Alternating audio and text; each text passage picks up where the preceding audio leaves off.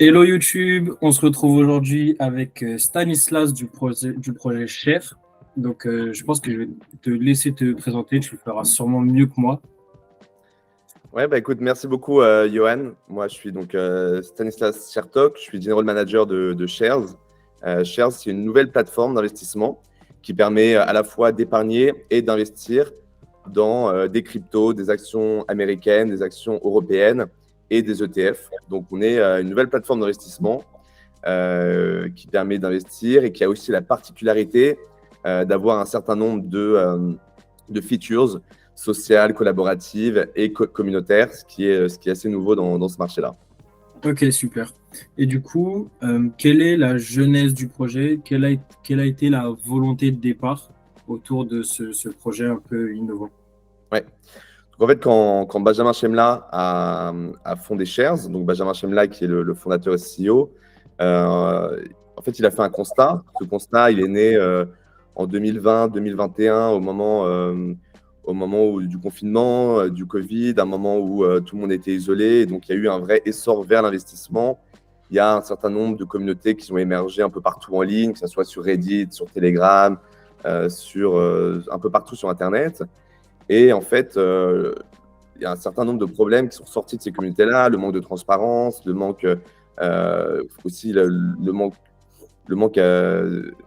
gens ne s'identifiaient pas forcément sur toutes ces communautés-là. Et le constat était de dire, en fait, aujourd'hui, il manque une plateforme qui centralise à la fois l'aspect l'expérience d'investissement et à la fois le côté éducationnel, communautaire, qui permet aux gens de s'éduquer et d'investir de manière plus saine. Et donc, Shares est né de ce constat-là. Et ça, c'était donc en 2020-2021. Et donc, Benjamin Chemla a eu l'ambition de lancer ce projet-là, et de ce projet qui est devenu Shares. Ok, super. Et du coup, actuellement, vous êtes au niveau de l'équipe, c'est composé comment? Dans quel pays vous êtes répartis? Donc, on est une entreprise qui est relativement jeune, puisque, comme je le disais, Shares s'est lancé en fin 2021. Donc, en moins de 2 ans, on s'est beaucoup développé assez rapidement. Donc, on est passé de 4 employés, puisque moi, j'étais en fait le premier employé groupe. J'ai rejoint Benjamin Chemla et ses 2 cofondateurs qui sont François Ruti, qui est CTO, et Arjas Sik, qui est le CPO. J'ai rejoint ce trio de cofondateurs en fin 2021. Et on est passé en fait de 4 personnes à l'équipe qu'on est aujourd'hui, qui cumule plus de 150 personnes, qui sont basées entre Londres, Paris et Cracovie. Aujourd'hui, on a 3 bureaux dans ces 3 villes-là. On a lancé l'activité au Royaume-Uni il y a un peu moins d'1 an, où on a aujourd'hui plus de 150 000 comptes qui ont créés, donc en moins d'1 an. Puis, on a eu la chance de pouvoir lancer avec une offre crypto-only en Belgique et en Pologne. Et il y a quelques semaines, on a reçu l'autorisation de la CPR et de l'AMF, une double autorisation qui est une première pour une fintech française. Aujourd'hui, on est la première fintech à avoir reçu cette double autorisation PESAN et PSI. C'est-à-dire qu'aujourd'hui, on va pouvoir lancer en France avec une offre qui comprend des actifs crypto, des actifs actions et ETF. Et aujourd'hui, on a lancé sur une offre invitation only. Donc aujourd'hui, on est disponible seulement sur invitation. Et le but, c'est d'évoluer vers un lancement public très probablement dans les prochaines semaines, voire prochains mois. L'air de rien, c'est quand même une expansion qui est assez fulgurante, parce que en 2021, là, seulement 2 années plus tard, déjà 150 000 utilisateurs, des centaines d'employés. Donc, c'est franchement un très beau parcours jusqu'à présent. On a eu la chance... Oui. Ouais, pardon, on a eu la chance de se développer rapidement grâce à des investisseurs qui nous ont soutenus dès le début. Donc, on a levé en cumulé 90 millions de dollars avec des fonds tels que Valar Venture, qui est le fonds FinTech de Peter Thiel, avec Singular, qui est un excellent fonds français, et Gross Founder Capital, qui est un fonds allemand. Donc, cette solidité financière nous a aussi permis de nous développer assez rapidement. Ouais. Okay. Et du coup, pour revenir à l'une des particularités principales de Share, qui est l'aspect réseau social, communauté, euh, pour vous, quel est l'intérêt de mêler l'investissement à cet aspect partage, entraide, communautaire? Ouais, bien sûr. Donc en fait, j'évoquais le nombre de communautés en ligne qui existent un peu plus tôt. Et la raison pour laquelle ces communautés existent, c'est parce qu'aujourd'hui, il y a un manque d'éducation financière un peu partout. Et, qui est, aujourd'hui, il y a encore une statistique de la Banque de France qui est sortie qui dit que 77% des Français estiment leur niveau d'éducation financière comme moyen ou bas. Donc aujourd'hui, il y a un vrai problème d'éducation et les gens rejoignent des communautés pour s'éduquer, pour apprendre. Et en fait, aujourd'hui, c'est pas parce que effectivement l'accès à l'investissement a été démocratisé grâce à un certain nombre de plateformes qui permettent d'investir dans des actions fractionnées d'1 € avec des frais extrêmement compétitifs. Mais l'idée, c'est de dire en fait aujourd'hui, effectivement, l'investissement est plus simple et plus accessible, mais c'est pas parce que l'investissement est accessible qu'il en devient simple ou intuitif. En fait, l'investissement, c'est quelque chose de complexe et c'est important d'être éduqué là-dessus. Et aujourd'hui, en fait, nous, on se positionne non seulement comme un acteur qui permet cette démocratisation de l'accès à l'investissement avec un investissement à partir de 1 €, des frais compétitifs, mais on se positionne aussi comme un acteur qui souhaite démocratiser l'accès à l'éducation financière grâce à un certain nombre de features sur l'application qui permettent une éducation. Et donc, on a des features sociaux qui permettent, par exemple, de se suivre sur l'application entre amis. Donc, par exemple, demain, Johan, on peut se connecter sur Shares et je vais avoir accès à ton portefeuille, tes transactions, tes stratégies d'investissement. Et l'idée, c'est de désacraliser l'investissement, de rendre quelque chose de plus intuitif en se suivant entre amis, par exemple. On a d'autres offres qui peuvent aussi aider à l'éducation financière, sont par exemple en rejoignant des communautés sur des sujets ad hoc. Donc, par exemple, disons que Johan, tu es fan d'automobile ou de nouvelles technologies, tu vas pouvoir rejoindre des communautés sur ces actifs-là avec des gens qui partagent ce centre d'intérêt-là et apprendre de ces communautés-là sur une plateforme régulée avec du contenu de qualité. On a une autre offre qui est ce qu'on appelle les investisseurs premium. Les investisseurs premium, aujourd'hui, c'est des investisseurs aguerris que nous, on identifie en interne, qui ont des track records d'investissement extrêmement solides, qui ont des stratégies établies et qui souhaitent les partager avec la communauté Shares. Et donc, aujourd'hui, pour 4,99 €, les utilisateurs de l'application peuvent choisir de rejoindre les communautés de ces investisseurs premium et profiter de leur expertise, de leur portefeuille, de leurs transactions, de leurs publications et de leur savoir. Ok, super. Et donc, tu viens de me parler, par exemple, qu'on pouvait se rejoindre dans des communautés sur des thématiques précises. Donc, ça sous-entend qu'il y a plusieurs classes d'actifs, du coup, notamment les crypto-monnaies, comme tu m'en as parlé précédemment, mais du coup aussi les actions. À l'heure actuelle, quelles sont les classes d'actifs proposées sur Share et pourquoi les crypto-monnaies en font partie? Est-ce qu'aujourd'hui, c'est inévitable d'intégrer les crypto-monnaies sur ce type de plateforme? Oui, bien sûr. Alors, nous, vraiment, l'idée, c'est de proposer une plateforme, un univers d'assets le plus exhaustif, le plus complet possible. Donc, ça a été tout de suite une évidence qu'il fallait proposer des cryptos et surtout dans un monde où les actifs crypto deviennent de plus en plus, je dirais, harmonisés, notamment avec maintenant les ETF crypto, notamment avec les volumes de trading qui sont de plus en plus importants. Donc, on a tout de suite voulu vraiment avoir un univers d'actifs le plus complet possible et c'est ce qu'on propose. Donc, aujourd'hui, dès le lancement, sur Shares, on va pouvoir retrouver 750 actions américaines. On va pouvoir trouver 250 actions européennes, plus d'une centaine d'ETF et 63 cryptos exactement. Donc, ça sera pour le lancement imminent. Et donc, ça, c'est l'univers d'actifs du départ. Et évidemment, chaque semaine, chaque mois, on va continuer à renforcer et à compléter cette offre-là. Et donc, on veut, d'ici la fin de l'année, proposer au moins 3 fois ce qu'on va proposer au lancement. Ok. Et comment vous sélectionnez les nouvelles actions qui vont être ajoutées? Il y a une présélection, il y a des thématiques particulières ou C'est à ce qui se présente. Ouais. Donc sur les actions, on prend vraiment le plus possible. Chaque semaine, on rajoute des actions européennes, américaines. Sur les cryptos, c'est un peu différent. Donc nous, on travaille avec Coinbase, donc on a accès à tout l'univers des cryptos que propose Coinbase en tant qu'exchange. Et nous, en interne, on a développé un système de notation pour être sûr de proposer uniquement les cryptos les plus attractives. Et donc, on a un système de notation interne qui prend en compte l'âge du coin, la taille de la market cap, s'il n'y a pas eu de bad buzz sur les médias ou en ligne. Donc, on prend en interne, on établit un système de notation qui est entre 1 et 10. Et on propose uniquement celles qui nous paraissent les plus attractives.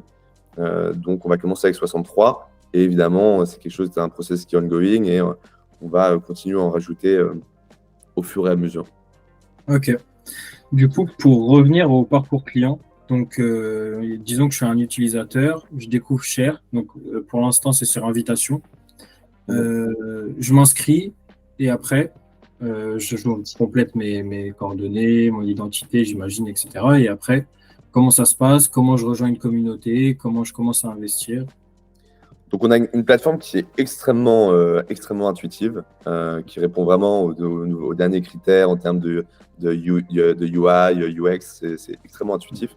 Donc, on a un onboarding qui est aussi le plus smooth possible, sur lequel on a beaucoup itéré et beaucoup travaillé. Donc, aujourd'hui, tu vas télécharger Shares et directement, tu vas avoir accès aux features sociaux. Donc, tu ne vas pas avoir besoin de passer tout le KYC assez traditionnel pour une plateforme d'investissement avant de pouvoir rejoindre des communautés, tu vas directement pouvoir connecter avec tes amis et commencer à utiliser Shares de façon passive, de façon sociale, et ça donc dès le téléchargement. Ensuite, si tu veux commencer à investir, là effectivement il va falloir passer un onboarding qui a été vraiment optimisé et qui répond à tous les critères de conformité qui sont imposés par les régulateurs français, puisqu'on est une entreprise régulée en France. Et donc là, on a un onboarding qui dure un peu moins de 5 minutes, qui va te demander toutes les questions d'identité, d'adresse, d'informations bancaires. Et après ça, tu vas pouvoir investir dans ces actifs-là. Et donc, on a pas mal de features qui permettent vraiment de faciliter aussi. On a ce qu'on appelle un stock screener qui permet de trouver, par exemple, les actifs que tu veux, que chaque utilisateur pourrait vouloir en fonction de critères tels que la market cap, le secteur, les dividendes ou non. Donc, on a des outils comme ça qui permettent d'accompagner dans l'investissement. Directement, on a les profils des premium investors qui sont mis en gros sur la page d'accueil. Donc, tu vas pouvoir scroller à travers les différents investisseurs premium qu'on propose et leurs performances d'investissement aussi. Et tu vas pouvoir accéder à un feed d'actualité, comme un feed que tu aurais sur d'autres réseaux sociaux, qui vont te donner accès aux transactions de tes amis, donc à leur achat, à leur vente, à leur publication. Donc une interface vraiment intuitive pour vraiment rendre l'expérience d'investissement la plus intuitive possible. Ok. C'est justement très intéressant parce que je sais que par exemple c'est pas exactement le même domaine, mais quand on voit par exemple Binance, je sais que dans mon entourage, la plateforme n'est pas vraiment évidente à prendre en main, en tout cas sous certaines versions. Et justement, ça m'amène à une autre question parce que je sais que par exemple, eToro est très accessible dans la même logique et je me demande comment vous positionnez vis-à-vis de vos concurrents, que ce soit par exemple eToro, Robinhood, ou je pense encore à Trade Republic. Bien sûr. Alors, par rapport à eToro, donc nous, on ne fait pas de CFD. Nous, quand un utilisateur achète des actions sur Shares, il est entièrement propriétaire de ces actions. Il a un droit légal sur ces actions. Il a un droit de dividende, il a un droit de vote. Donc ça, c'est une première différence par rapport à eToro. Et par rapport aux autres acteurs que tu as cités, nous, on a vraiment construit Shares comme un réseau social. En fait, notre ADN, elle est sociale, elle est collaborative.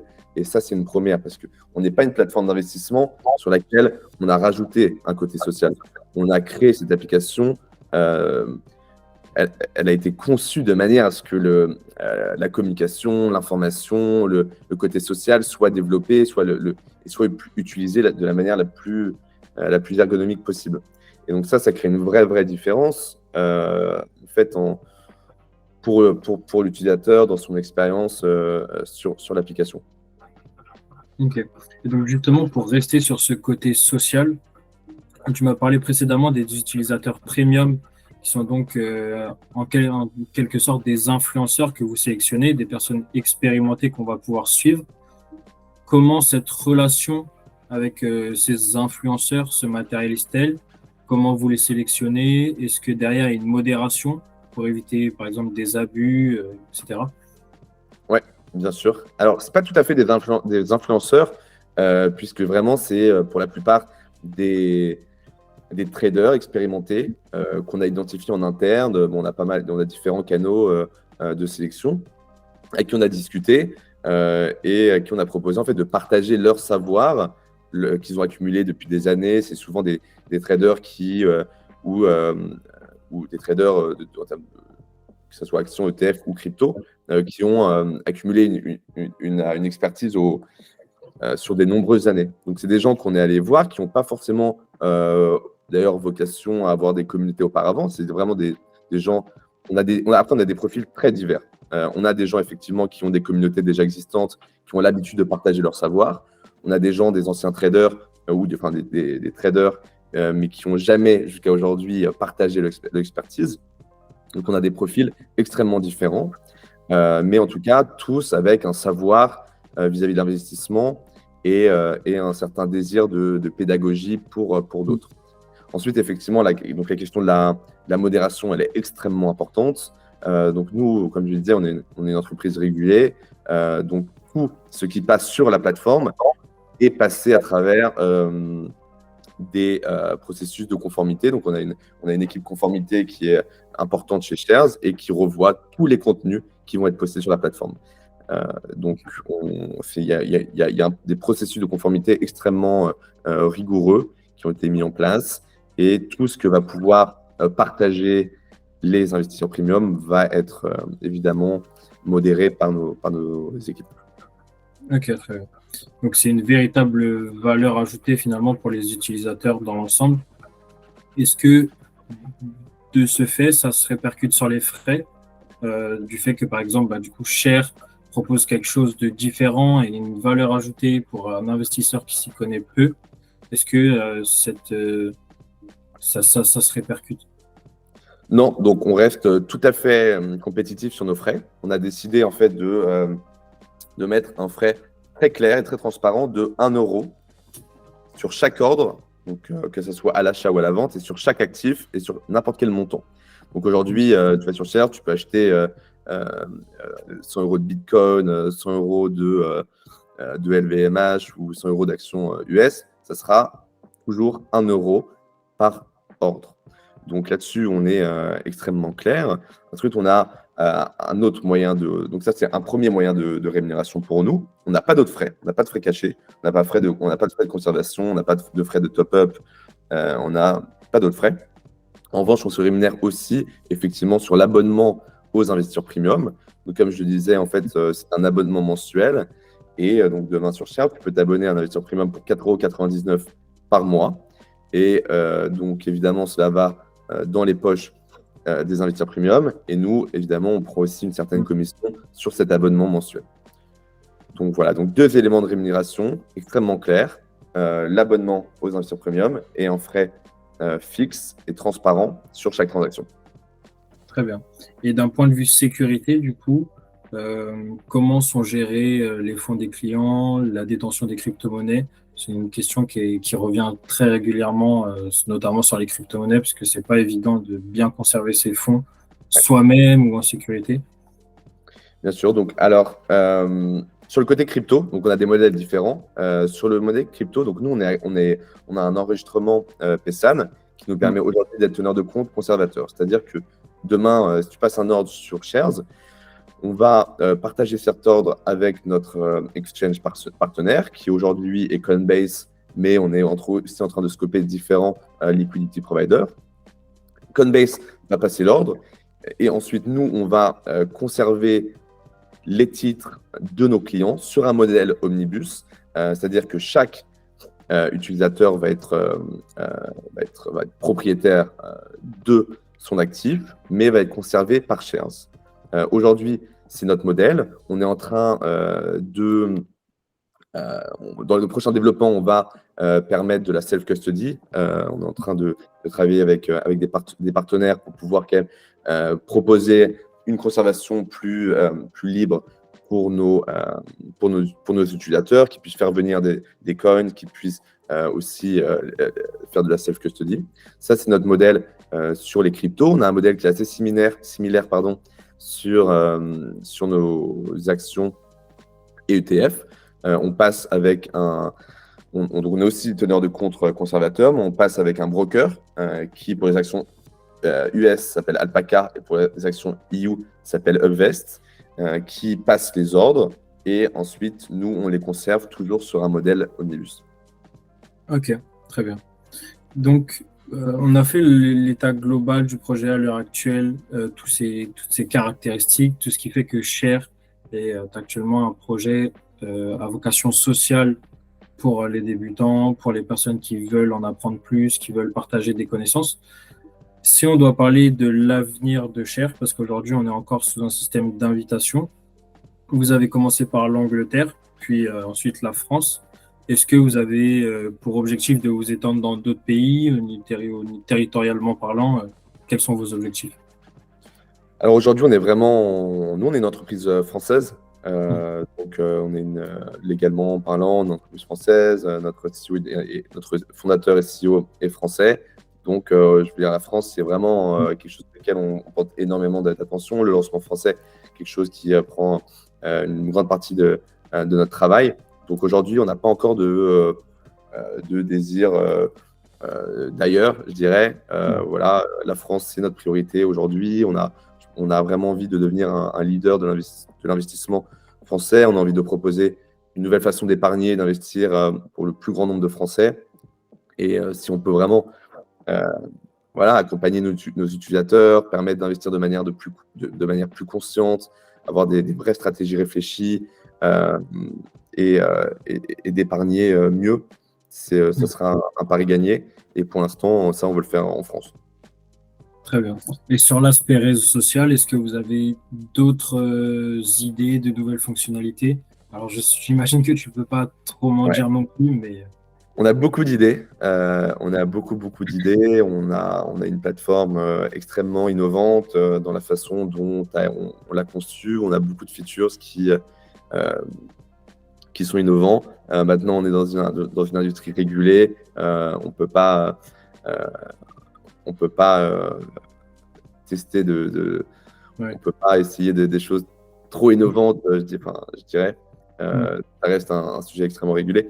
Donc, on a des features qu'on itère. On a une équipe produit de plus de 25 personnes qui travaillent sur ces features sociaux.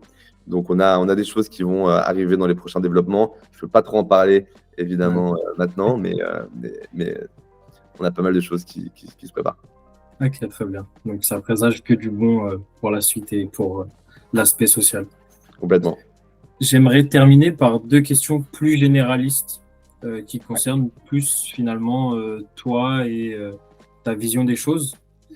Selon toi, comment on pourrait faciliter l'adoption, démocratiser les nouvelles technologies, plus particulièrement justement sur la thématique de la blockchain, des crypto-monnaies, des NFT? Selon toi, par quoi passe cette démocratisation et cette expansion? Alors, je pense qu'elle passe par 2 moyens. Le premier, c'est par une régulation claire et harmonisée. Et c'est ce qui va arriver avec MiCA en 2024. Et je pense que c'est une bonne chose pour éviter une mauvaise compréhension des choses, surtout au niveau européen. Aujourd'hui, on voit ce qui se passe avec Binance en Belgique. On voit qu'il y a des régulations différentes par pays. Et je pense que ça pose des problèmes de compréhension. Donc, je pense que c'est une bonne chose que MiCA arrive et voilà, harmoniser cette régulation au niveau européen. Donc ça, c'est une première chose. La deuxième, je pense que ça vient par l'éducation, par la compréhension. Et ça peut venir à travers des communautés plus transparentes, avec des des gens qui ont vocation à partager leur savoir. Et je veux dire, pour encore la plupart, les cryptos, les NFT, la blockchain, ça reste des concepts qui sont élitistes et qui sont difficiles d'appréhender. Donc démocratiser ça passe, je pense, par l'éducation, par des communautés. Et tout ça, on peut retrouver sur Shares, évidemment. Évidemment. J'allais le dire, tu l'as dit avant moi.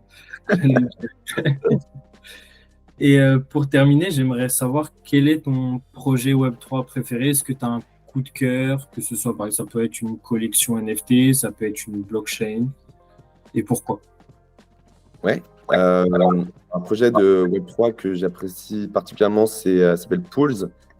Pools, c'est une entreprise qui a été fondée par Hugo Renaudin, qui est un entrepreneur français et qui permet aux créateurs de contenu de créer des tokens et de partager ces tokens avec leur communauté. Et ça casse un peu les intermédiaires que les créateurs de contenu peuvent avoir avec leur communauté. Et plus les fans des créateurs de contenu accumulent les tokens, plus ils ont droit à des privilèges pour accéder, pour se rapprocher des créateurs de contenu, des artistes, que ce soit des chanteurs,